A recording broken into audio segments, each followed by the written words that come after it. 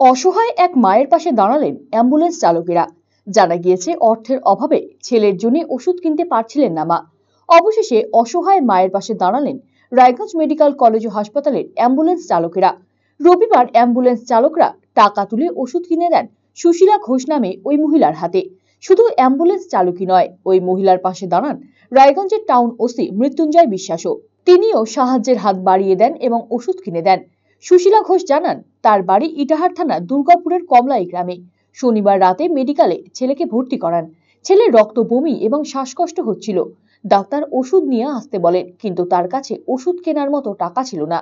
এরপর তিনি সাহায্যের আবেদন জানান। রাত থেকে মানুষের দাঁড়ে দাঁড়ে ঘুরছেন।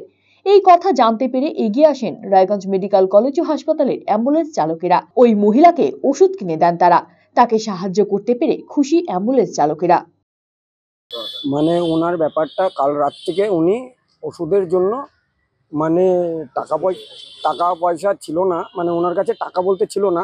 উনি যে ওষুধটা কিনবে সেটা ওনার কাছে সামর্থ্য ছিল না। তো আমরা এটা খবর পেয়ে একজন হয়তো এক দাদা রাত্রে মেডিসিনটা জোগাড় করে দিয়েছে। তারপরে আমরা এখন জানতে পারলাম, ওনার হাতে ওষুধটা তুলে দিলাম। এটা আমাদের খুব ভালো লাগলো।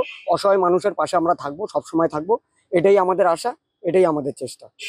এখানে এই যে ওষুধটা আমি কিনতে পারছি না, অনেকেরই বললাম, কেউ দিচ্ছে না, কিনতে পারছি না, বড় বড় ডাক্তারগুলো দিল না।